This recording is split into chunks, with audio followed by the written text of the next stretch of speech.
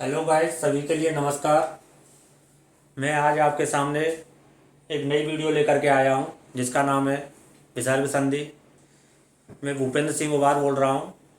पहले मेरा चैनल था संस्कृत गुरु विद भूपेंद्र सर, लेकिन अभी मैंने चैनल चेंज कर दिया है। तो सभी पढ़ने वाले स्टूडेंट से मैं एक ही बात कहना चाहूँगा कि यदि मेरी वीडियो पसंद आ रही हैं तो वो मेरे चैनल को सब्सक्राइब करें, लाइक करें और कमेंट करें। और मेरे चैनल का नाम है BS एजुकेशन उबार। तो देखिए, आज हम विसर्ग संधि के बारे में बताएंगे। विसर्ग संधि कहते किसे हैं, कहाँ पे प्रयोग किया जाता है, क्या परिभाषा है इसकी। सबसे पहले देखिए विसर्ग संधि, तो परिभाषा होगी इसकी। परिभाषा, यदि प्रथम पद के अंत में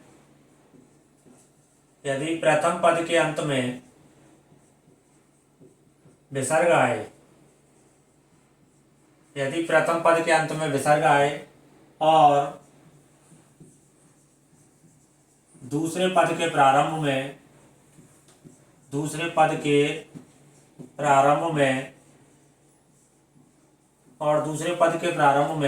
स्वर या व्यंजन आए,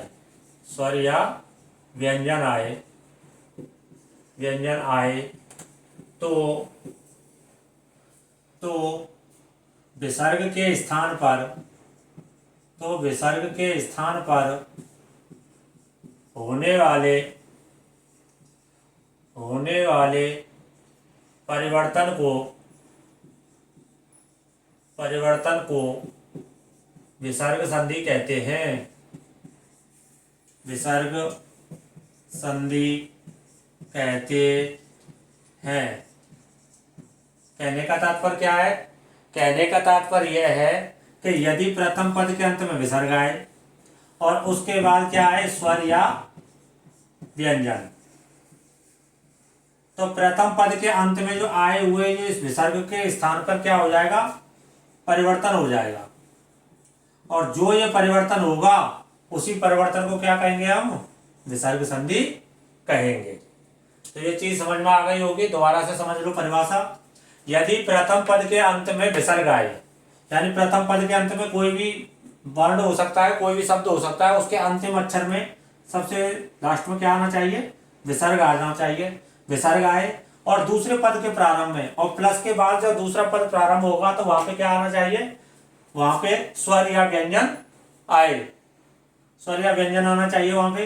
तो प्रथम पद के अंत में विसर्ग आए और दूसरे पद के प्रारंभ में कोई स्वर या व्यंजन आए, तो विसर्ग के स्थान पर जो ये प्रथम पद के अंत में आया हुआ जो विसर्ग है, इसी के स्थान पर क्या हो जाएगा, परिवर्तन हो जाएगा। क्या हो जाएगा, परिवर्तन हो जाएगा। और जब ये परिवर्तन होगा, विसर्ग के स्थान पर परिवर्तन होगा, तो वहीं पर कौन सी संधि कहलाएगी, विसर्ग संधि कहलाएगी। अब आगे देखिए, उदाहरण देते हैं इनके, बताते हैं इनको कैसे क्या है, विसर्ग में कैसे परिवर्तन करते हैं। देखिए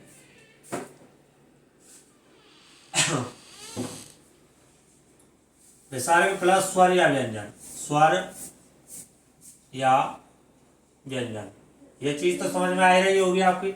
अब इसका एक सबसे पहले सूत्र आता है विसर्जनीयस्य से, सॉरी एक चीज और है, बीच में भूल गया था मैं। विसर्ग संधि के भेद, तो विसर्ग संधि को तीन भागों में बांटते हैं। विसर्ग संधि को तीन भागों में बांटते हैं। नंबर एक है सत्व विसर्ग,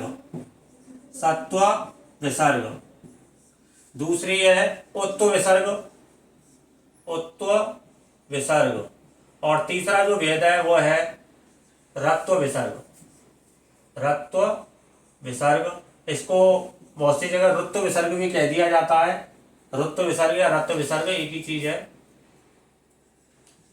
रुत्व विसर्ग। तो सबसे पहले सत्व विसर्ग, दूसरे नंबर पे उत्व विसर्ग और तीसरे पे रुत्व विसर्ग।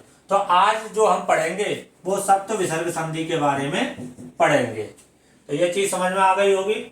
विसर्ग संधि की परिभाषा बता दी, विसर्ग संधि के भेद, यहाँ पे भेद है तीन।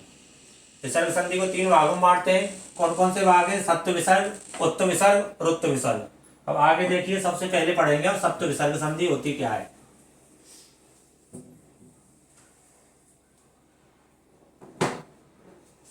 नंबर 1, सत्व विसर्ग संधि। सत्व विसर्ग। सत्व विसर्ग संधि में जो सबसे पहला जो सूत्र आ रहा है वो आ रहा है विसर्जनीयस्य से। विसर्जनीयस्य से। विसर्जनीयस्य से। ये विसर्जनीयस्य से सूत्र क्या कहता है? ये सूत्र कह रहा है कि यदि विसर्ग के बाद, किसके बाद? विसर्ग के बाद क्या आए? व्यंजन आए। क्या आए? व्यंजन। अभी स्वर की तो बात हुई नहीं है, व्यंजन की बात हो रही है। विसर्ग के बाद यदि क्या आए? व्यंजन आए, तो विसर्ग के स्थान पर सा हो जाता है। विसर्ग के स्थान पर क्या हो जाएगा? सा हो जाएगा। विसर्जनीय से सूत्र कहता है कि यदि विसर्ग के बाद कोई भी व्यंजन आए, विसर्ग के बाद क्या आए? कोई भी व्यंजन आए, तो विसर्ग के स्थान पर क्या हो जाएगा? स हो जाएगा। और इस सूत्र से संबंधित एक व्रति है, व्रति, और वो क्या कहता है? व्रति क्या कह रही है?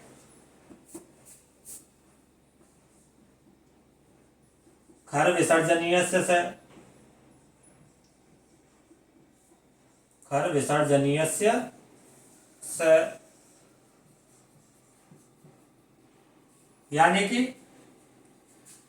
यानी कि विसर्ग के बाद, किसके बाद? विसर्ग के बाद यदि क्या है? खर प्रत्याहार आए। खर प्रत्याहार। और खर प्रत्याहार क्या होता है? खर प्रत्याहार होता है प्रत्येक वर्ग का पहला और दूसरा वर्ण। खर प्रत्याहार में क्या आते हैं? प्रत्येक वर्ग का पहला और दूसरा वर्ण। अब वर्ग क्या चीज है? तो वर्ग होते हैं 5। यहां पे बताता हूं, वर्ग होते हैं, वर्ग होते हैं 5। अब 5 वर्ग कौन कौन से हैं? तो सबसे पहला जो वर्ग है वो है का वर्ग, फिर चा वर्ग, फिर टा वर्ग, फिर ता वर्ग और फिर पा वर्ग। ये 5 वर्ग हैं।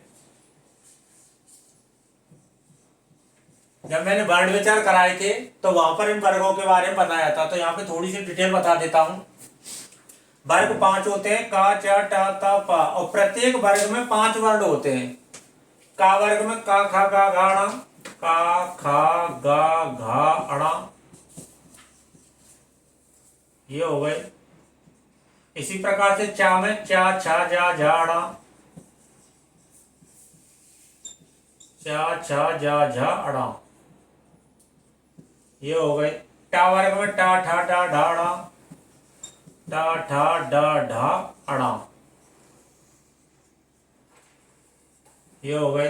ता वर्ग में ता, था, दा, धा, ना, ये हो गए। और पा वर्ग में पा, फा, वा, भा और मा, ये हो गई। तो इन, अब खर प्रत्याहार क्या है? खर प्रत्याहार है प्रत्येक वर्ग का पहला और दूसरा वर्ण। यानी ये इस का वर्ग का का और खा, चा वर्ग का चा और छा, टा वर्ग का टा और ठा, ता वर्ग का ता और था, और पा वर्ग का पा और फा। ये जितने भी वर्ण हैं पहले और दूसरे, वो सभी के सभी वर्ण किस में आ रहे हैं? खर प्रत्याहार में आ रहे हैं। तो यहाँ पे क्या बताया जा रहा है? खर विसर्जनीय से। तो यहाँ पे बताया जा रहा है विसर्ग के बाद यदि खर प्रत्याहार आए, विसर्ग के बाद यदि खर प्रत्याहार आए, तो विसर्ग के स्थान पर क्या हो जाता है? विसर्ग के स्थान पर सा, सा, सा, सा, सा, सा, तीनों सा आ जाएंगे। सा, सा, सा, ये तीनों सा हो जाएंगे। अब ये होंगे कहां कहां पर? इनके बारे में बताता हूं। देखिए कहां कहां पर होंगे ये। देखिए देसी ट्रिक अपना लीजिए एक आप तो। और ये देसी ट्रिक क्या है?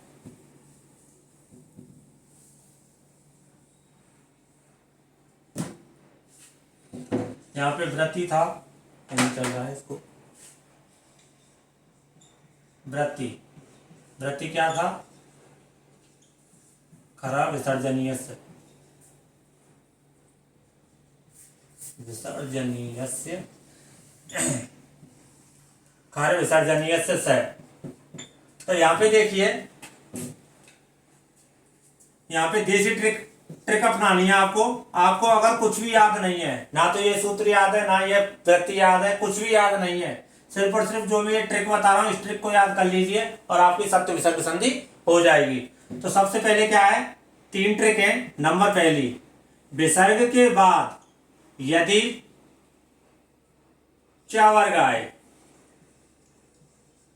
विसर्ग के बाद क्या है? च वर्ग आए, तो इस च वर्ग विसर्ग के स्थान पर, विसर्ग के बाद यदि च वर्ग आए तो विसर्ग के स्थान पर क्या हो जाएगा? सा हो जाएगा। क्या हो जाएगा? सा। ये सा हो जाएगा। और ये जो सा हुआ है ये किससे हुआ है? स्तो सचुना सचु, स्तो सचुना सचु, ये जो सूत्र था, इस सूत्र से इस विसर्ग के स्थान पर क्या हो गया? सा हो गया है। दूसरी ट्रिक क्या है? दूसरी ट्रिक है यदि विसर्ग के बाद टा वर्ग आए, टा वर्ग, तो विसर्ग के स्थान पर क्या हो जाएगा? ये सा हो जाएगा। ये जो सा हुआ है ये किसके कारण हुआ है? ये हुआ है स्तो सटुना सटु, स्तो सटुना सटु। इस सूत्र से इस विसर्ग के स्थान पे होना तो क्या चाहिए था? होना तो चाहिए था सा, लेकिन यहां पर ये जो सा आ रहा है ये किससे आ रहा है? स्तो सचुना सचु नामक सूत्र से आ रहा है। और यहां पे जो ये सा आ रहा है ये आ रहा है स्तो सटुना सटु नामक सूत्र से।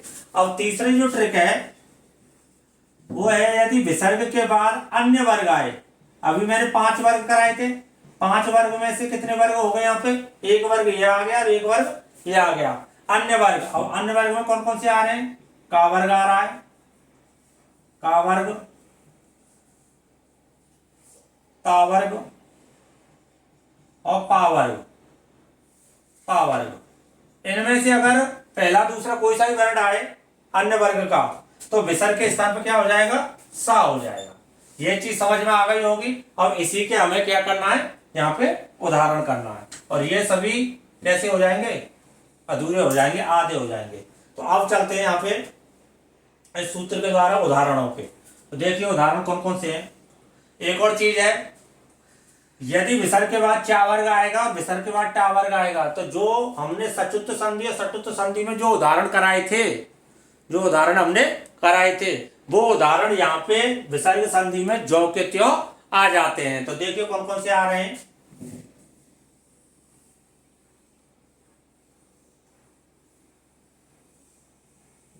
देखिए यहां पे अगर मैं ये लिख दूं उदाहरण, उदाहरण में नमः प्लस ते या नमः प्लस कार, नमः प्लस ते,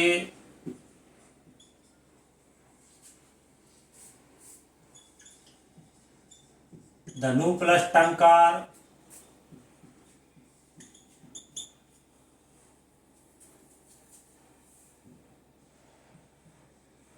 राम प्लस टीकते,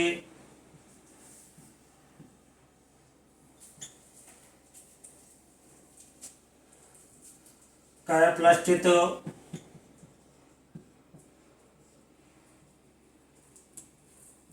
नी प्लस चित,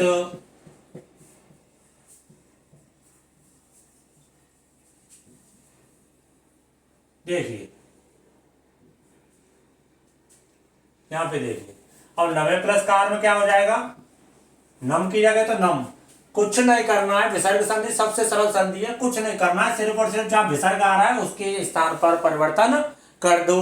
बाकी के ज्यों का त्यों जो वर्ण लिख रहे हैं उनको ज्यों का त्यों लिख दीजिए। तो देखिए नम लिख लिया। अब यहाँ पे का वर्ग का पहला अक्षर आ रहा है तो इसलिए यहाँ पे क्या हो जाएगा, ये सा हो जाएगा और कार पीछे जुड़ जाएगा और रूप बन गया नमस्कार। इसी तरह से यहाँ पे हो जाएगा नमस्ते। इसी तरह से यहाँ पे क्या हो जाएगा, धनु तो पूरा है ही है। अब यहाँ पे टा वर्ग है। अब टा वर्ग के वजह से अब विसर्ग के स्थान पे तो सा होना चाहिए थे विसर्जनीय से सूत्र से, लेकिन यहां पर टा वर्ग के आने पर विसर्ग के स्थान पर मूर्धन्य सकार हो जाएगा और रूप बन जाएगा धनुष्टंकार। धनुष्टंकार। ऐसे ही यहां पर राम की जगह राम, अब टा वर्ग आ रहा है तो वही सा आएगा मूर्धन्य सकार रामष्टिकते। अब ये जो उदाहरण है ये सटुत संधि के जो कि त्यों आ गए यहाँ पर। ऐसे ये जो उदाहरण है दोनों, ये दोनों उदाहरण किसके हैं, सचुत संधि के, ये जो कि त्यों आ गए। यहाँ पे रूप बन जाएगा कश्चित, कश्चित, और यहाँ पे रूप बन जाएगा निश्चित। इस तरह से आपके ये चीज समझ में आ गई होगी। अब हम अगले सूत्र की तरफ देखते हैं। अगला सूत्र क्या कहता है, ये विसर्ग संधि का, सप्त विसर्ग संधि का। तो मैं समझता हूं ये उदाहरण आपको समझ में आ गए होंगे। आगे देखिए, अगर कोई भी दिक्कत आ रही हो, किसी भी तरीका की परेशानी आ रही हो, समझ में नहीं आ रहा हो, तो कृपया करके कमेंट करके लिखें, बताएं। और अगर वीडियो पसंद आ रही है तो चैनल को सब्सक्राइब करना, शेयर करना और कमेंट करना। देखिए आगे अगला जो सूत्र आता है वो आ रहा है वासरी। वासरी, वासरी। बहुत सी पुस्तकों में ये जो सूत्र है वासरी, इसको वासारी के नाम से भी पढ़ देते हैं। बहुत सी पुस्तकों में वासारी के नाम से ये सूत्र दिया हुआ है, लेकिन जो शुद्ध है वासरी। अब ये वासरी सूत्र कह क्या रहा है, देखिए वासरी सूत्र यह कहता है कि विसर्ग के बाद यदि सर प्रत्याहार आए, क्या आए, सर प्रत्याहार। अब सर प्रत्याहार में क्या क्या आता है, तीनों सा आते हैं, सा सा सा, ये तीनों सा आ रहे हैं। विसर्ग के बाद यदि सर प्रत्याहार आए तो वासरी नामक सूत्र के द्वारा विसर्ग का विकल्प से विसर्ग ही रह जाता है। वासरी नामक सूत्र से क्या हो रहा है, यदि विसर्ग के बाद सर प्रत्याहार आए, और सर प्रत्याहार में क्या आता है, सा, तीनों सा आते हैं। अगर इस तरह से कोई उदाहरण आ रहा है, कोई रूप बन रहा है, तो वहां पर वासरी नामक सूत्र से विसर्ग के स्थान पर विकल्प से विसर्ग ही रह जाता है। और इससे पहले जो सूत्र कराया था एक और विसर्जनीयस्य से, उस विसर्जनीयस्य से सूत्र से विसर्ग के स्थान पर सा आदेश हो जाता है। और सा आदेश कौन सा होगा, वही आदेश होगा, तीनों ही सा आएंगे, सा सा सा। अगर ये चीज समझ में नहीं आई है तो दोबारा से समझो, इसकी भी एक ट्रिक है। इसकी भी एक ट्रिक है, अगर ये वासरी नामक सूत्र आपको याद नहीं है, ये भी याद नहीं है कि विसर्ग प्लस सर प्रत्याहार आएगा, ये भी कुछ भी याद नहीं है, तो क्या करना है, ट्रिक नंबर 1 कहती है, यदि विसर्ग के बाद क्या आए, सा आए। दूसरी ट्रिक क्या कहती है, विसर्ग के बाद सा आए। और तीसरी ट्रिक कहती है विसर्ग के बाद सा आए। ये तीनों ही आ जाए तो क्या होगा, विसर्ग के बाद यदि सा आए तो विसर्ग के स्थान पर दो टॉपिक बनेंगे, दो रूप बनेंगे। एक में तो विसर्ग और सा जो कि त्यों आ जाएगा, और दूसरे में विसर्ग के स्थान पर जो सा यहां पर आ रहा है उसी का आधा रूप बना दीजिए तो ये रूप बन जाएगा। इसी तरह से यहां पर एक रूप तो ये बनेगा और दूसरा रूप बनेगा ये। इसी तरह से यहां पर एक रूप तो ये बनेगा और दूसरा रूप बनेगा ये। अब देखिए ये ट्रिक है, यानी कि बांसुरी नामक सूत्र क्या कहता है, विसर्ग के बाद यदि सर प्रत्याहार आए, और सर प्रत्याहार में क्या आते हैं, सा तीनों सा आ रहे हैं, अगर ये आ जाते हैं तो विसर्ग के स्थान पर विकल्प से तो विसर्ग रह जाता है, विकल्प से तो यहाँ पे विसर्ग ही रहेगा, और जो दूसरे प्लस के बाद दूसरे पद में जितने भी वर्ण है उन वर्णों को ज्यों का त्यों लिख देंगे। एक तो ये हो गया। दूसरा ये जो है विसर्जनीय से नामक सूत्र से विसर्ग के स्थान पर जो सा यहां पर आ रहा है उसी सा का आधा रूप उससे आगे लिख दीजिए। देखिए उदाहरण देखिए कैसे, ये चीज समझ में आ रही होगी, उदाहरण से ज्यादा समझ में आएगी। देखिए अगर मैं यहां पे ये कह दूं हरि प्लस सेते, हरि प्लस सेते, नी प्लस सार,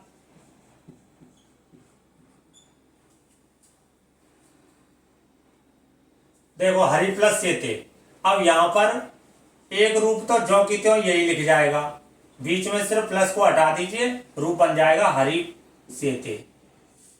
ये तो बना है विकल्प से वासरी नामक सूत्र से। कौन से सूत्र से?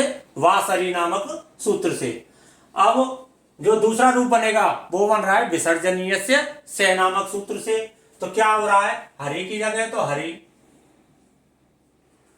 सेते जो कि तो आ जाएगा, इस सा की जगह पर, इस सा की वजह से इस विसर्ग के स्थान पर एक और सा आ जाएगा और रूप बन जाएगा हरिष्यते।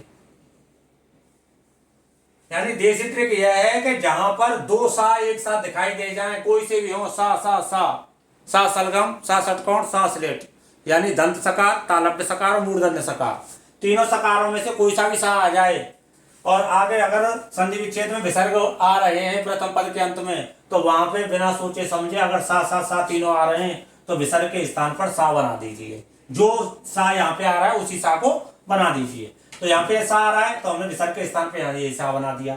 अब ऐसे ही ये हो जाएगा नी सार, ये तो वासरी नामक सूत्र से हुआ है, और दूसरा रूप क्या बन जाएगा, निस्सार,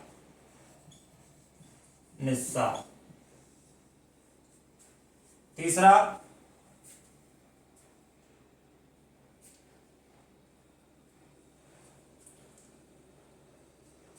और देखिए इसके उदाहरण और बताता हूं मैं, इसके उदाहरण है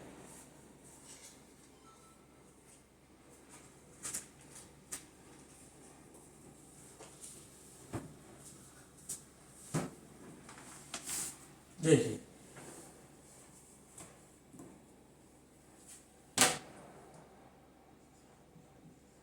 राम प्लस सेते, तो रूप बनेगा राम सेते, तो रूप यूं ही रह जाएगा। इसके अलावा एक और बन जाएगा राम सेते, राम सेते।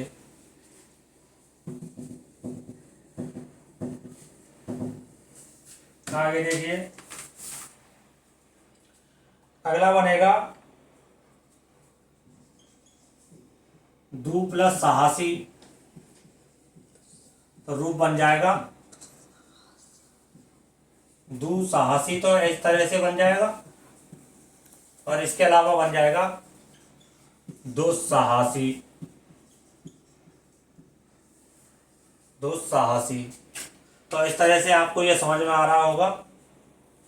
आगे ये टॉपिक यहीं पे सत्य विसर्ग संधि के जो उदाहरण है वो यहीं पे सत्य विसर्ग संधि समाप्त हो जाती है। इसके बाद कल हम एक और नई वीडियो लेकर के आएंगे, और अगर मेरा चैनल आपको समझ में नहीं आया हो, पहले जो चैनल था बहुत से स्टूडेंट पहले चैनल को ही सर्च कर रहे होंगे, तो उनसे मैं बता दूं कि मेरा एक नया चैनल हो चुका है, उस चैनल को मैंने चेंज कर दिया है और अब नाम हो गया है BS एजुकेशन उबार के नाम से। तो ये आज का टॉपिक यहीं पे समाप्त होता है। आगे एक और नई वीडियो के साथ फिर हाजिर होंगे, तब तक के लिए नमस्कार, जय हिंद, जय भारत।